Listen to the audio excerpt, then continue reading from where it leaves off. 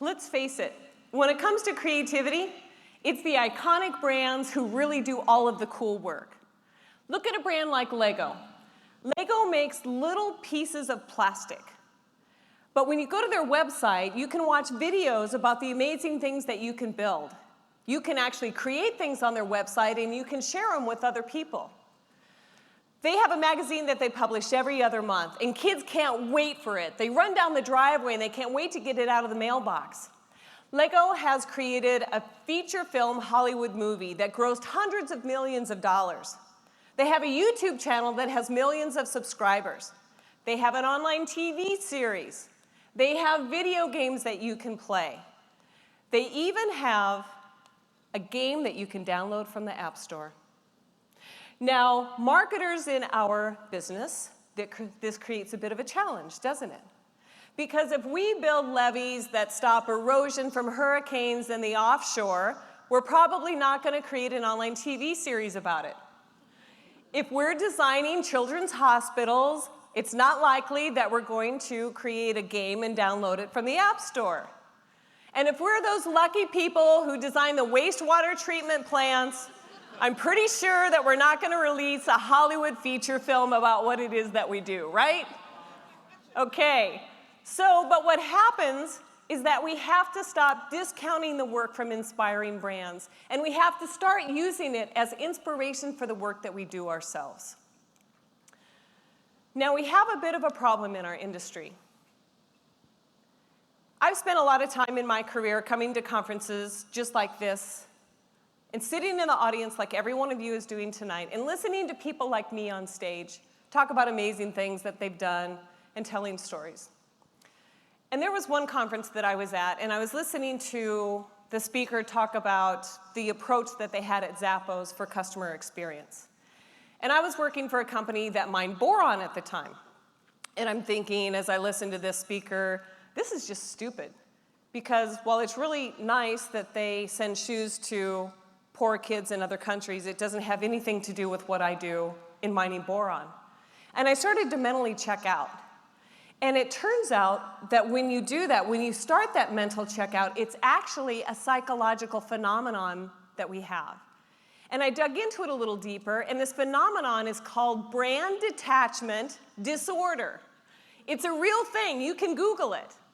And brand detachment disorder is this tendency that we have to dismiss great ideas because we think that what we do is different or unique and that they don't apply.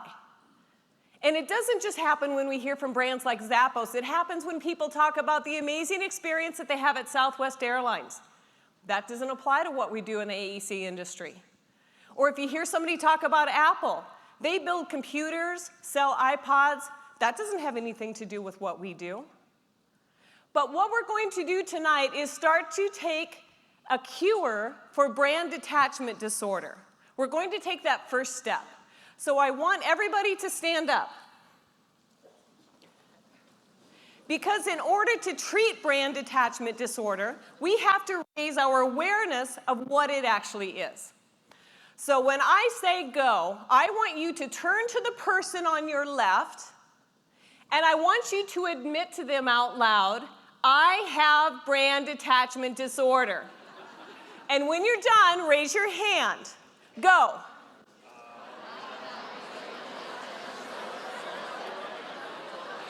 Excellent, excellent. Now stay standing, stay standing. Now I want you to turn to the person on your right, tell them the name of a brand that you are sick and tired of hearing about, and admit out loud that you can be just as creative as they are. Go.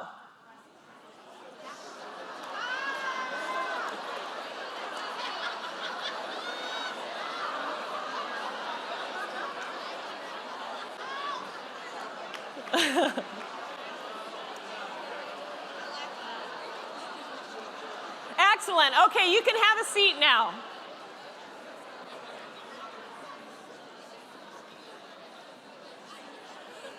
So right now, we've raised our awareness about this disorder, but it's okay because we're in a safe environment We're all friends. Nobody's going to share this out loud and rat you out. But what we have to be able to do is be aware of brand detachment disorder when we're back in the office and something begins to trigger it. So I heard some interesting brands being shared here tonight. When you're back in the office and you hear somebody talk about Uber and you start rolling your eyes like, here they go again, that's a sign that you have brand detachment disorder. Or if you hear the person sitting next to you start to talk about how cool it would be to be like Amazon and have drones start delivering things to your clients, and you're like, oh, for Pete's sake, here we go again. That's a sign that you have brand detachment disorder. Or if your boss starts talking about Oz architecture and how they just wish you could be as creative as they are, and you want to reach across the desk and just strangle them, that definitely is a sign that you have brand detachment disorder. Now, nicely, brand detachment disorder has a cure, and it's something that's called a brand transplant. And a brand transplant is when you look at the brilliance behind that provocative idea and you take it and you transplant that into your own work. Now, here's a company that's done it really, really well. This man's name is Josh Reeves, and Josh was the CEO of a company called Zen Payroll. And they did a software for HR professionals to take care of payroll for companies. And one day he was sitting on his couch on a Saturday afternoon and the movie Office Space came on. And Office Space is a movie about 3 guys who absolutely hate their job. And he's watching this movie and he started to realize something. He said, sometimes companies don't treat their employees poorly because they intend to. Sometimes it's just the software systems that they have in place. That's what actually happens to them. And then he connected the dots into his own company, and he said, at my company, we have an amazing gusto for how we treat our customers and how they treat their employees. And he thought about that, and he said, as a company, we are much more than just a payroll system. He went back to the office, revamped the whole company, renamed it Gusto, and expanded what it is that they offered to cover many things that HR professionals needed. Payroll, benefits, lots of things.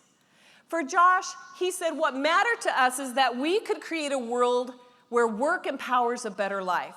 He said, we wanted to make the most complicated business tasks simple and very personal. What Josh did is that he stopped talking about the features and benefits of a software platform, and he started to talk about marketing from this perspective. Hey, Zoe, I have a question about my bonus. Oh, you'll have to talk to Zoe and payroll about that. Oh, there you go, Lisa. And I also wanted to know about adding my spouse to my benefits. Well, that's a Zoe and benefits question. Okay. Sign these. Thanks. And do you know anything about office plants? Mine isn't looking so good. Let me see if I can grab Zoe and horticulture. Here you go. Oh, and I also wanted to know... Can you hold on that? Zoe in recruiting has a conference call. Thanks. For HR people who do everything, we give you one place to go. Do it with Gusto. Josh isn't talking about software and bits and bytes and what it takes to connect with his system. What he's talking about is building tools that turn workplaces into communities and how to create a human experience that matters at work. He said, we want our software to be about much bigger things, like how you can give somebody a really amazing first day on the job. Now, Josh was able to sit on his couch, watch a movie on a Saturday afternoon, connect the dots into what that meant for his brand, and create a company that grew by 3 times in just the last quarter of last year for 3 reasons. The first reason is that Josh is the kind of guy who can find inspiration everywhere he is. He's able to understand wherever I am, there are opportunities to have new ideas. The second reason this worked for Josh is because he understood that creativity is a habit that you have to practice every single day.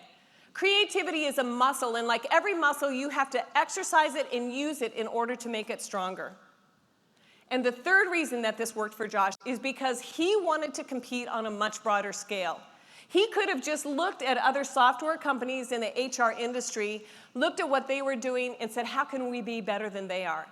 Instead, he looked at anything that people loved and used that for inspiration in his own work. That's how Josh was able to be relentlessly creative. Now, if you are looking for opportunities about how you can start to move these big-ass ideas forward in your own company, I want to tell you exactly how to do that. This man's name is Kerry Smith, and his title actually is the Chief Big Ass at Big Ass Fans. Now, Kerry started his company in 1999, and he said, when we started, we were like a lot of startups, you know, a small group of people sitting around a table, and everybody did just whatever needed to be done. And the phone would ring. Ring, ring. Hello? This is the high volume, low speed fan company. Can I help you? Hello? Always dead silence on the other end of the phone because they called themselves the high speed, low volume fan company. And after a little while, the other end of the phone, there was a voice that said, "Are you the people who sell those big ass fans?" And Kerry said, you know, I'm not a genius, but I can take a hint when I hear it over and over again, day after day. So a few months after he started his company, he renamed it and rebranded it as Big Ass Fans. And it turns out that people who are relentlessly creative don't actually realize that they're creative. It's just that they practice a simple process every single day. And this is the process that they practice. The first thing that they do is that they observe the world around them. So Kerry travels quite a bit for work, and one day he was in Ann Arbor, Michigan, and he stopped in a sandwich shop called Zingerman's Deli. And he walked in and he said, holy smokes, this was not any typical deli. You walk in and there's an entire display case of ingredients that you can choose from for your sandwiches. He said it's like the jewelry store of sandwiches. You pull out the display case and I'll have that meat and I'll have this cheese. He said it was amazing. And what happens when you observe is that observing heightens the awareness of what's going on around us, and it makes us additionally sensitive to things that are normally mundane in our life. That's the power of observing, and that's what Kerry was doing. Now, the next thing that Kerry did is that he took the observations that he had and he began to distill them into something that had a greater meaning. So as he was ordering his sandwich, he said, you know, this wasn't some high school kid who was just slapping things together and throwing it across the counter. These people were sandwich geniuses. They knew everything about where the meat came from, who made the cheese, how the bread was made that morning in the deli. And he said for him, he understood that at Zingerman's Deli, everything was all about quality. And he was able to take what he observed and he looked at that sandwich and he distilled it into the essence of quality. And that's the power of distilling, is that you're able to cull the essential elements of many different observations and identify a broader theme. The third thing that relentlessly creative people like Kerry do is that they take what they observed, how they distilled it, and then they began to relate it to their own brands. They understand how to connect those dots. So for Kerry, he took that idea of quality, and his company is in Lexington, Kentucky. His biggest competitors are in Silicon Valley. He said the competitors focused on how fast can we make our fans, how fast can we get them out the door.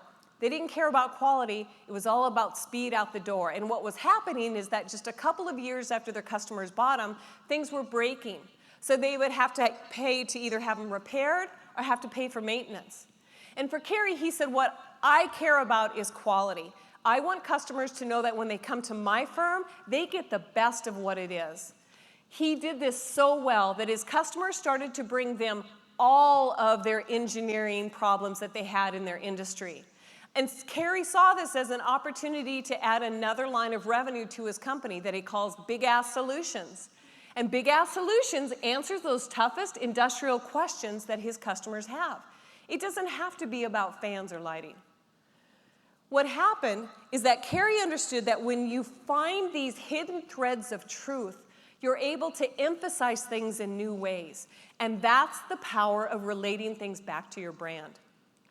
Kerry said, if you listen to your customers, they will tell you everything that you need to know. You have amazing opportunities to break the standards that have been set about how you approach your business. how you market, and what channels you use to reach your customers. Now, it turns out that the process that Carrie uses is a process that every single relentlessly creative person uses, whether they realize it or not. The first thing that Carrie does is that he walked into that sandwich shop and he began to observe the world around him. That's what every creative does, is that they find inspiration in everything, everywhere. The next thing that they do is that they distill that into the essence. They're able to look for greater meaning behind what it is that they observe. The third thing that they do is that they then connect the dots into their own brand, and they relate it in ways that allow them to show up differently. And they can take that essence and connect any idea into their brand. But what we do as marketers is that we get a challenge put before us, and we start brainstorming, and we immediately jump to generating ideas.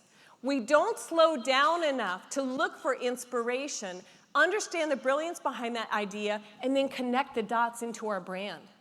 So that's why when we pitch something new to our boss or we pitch something new to a client, they immediately go into brand detachment disorder and they say, that's not what we do, that's not how we show up, this is too crazy, I'm not going to do that.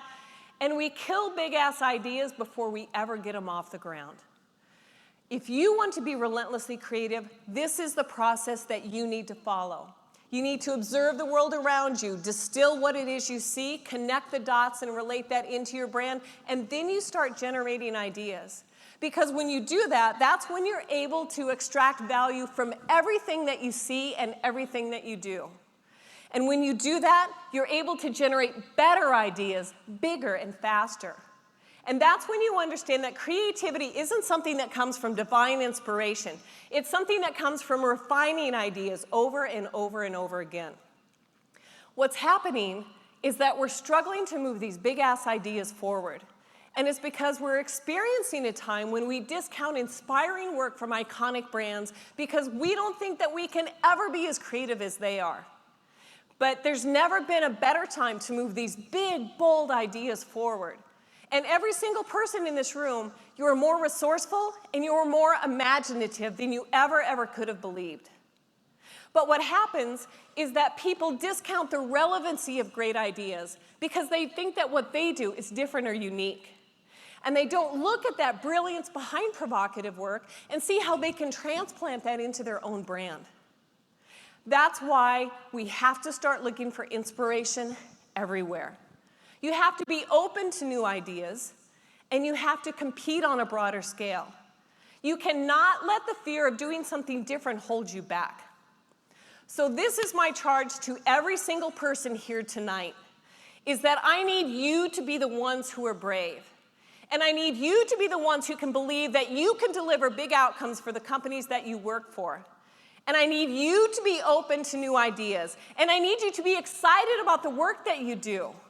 I need you to be willing to experiment with what you do, because you don't have to turn your entire world upside down to be massively creative. All you have to do is one thing. Just connect the dots between what it is that inspires you and what it is that you do. Thank you.